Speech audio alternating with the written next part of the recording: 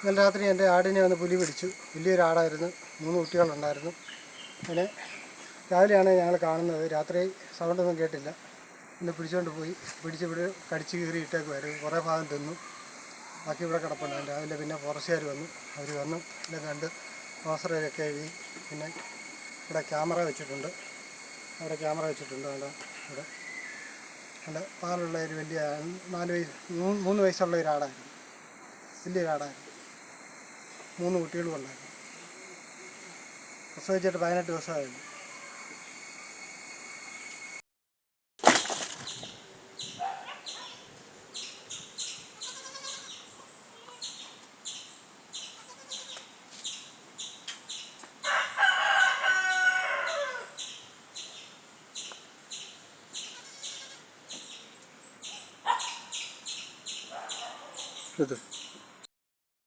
ഇതാണ് ഫോറസ്റ്റുകാർ വെച്ചേക്കുന്ന ക്യാമറ.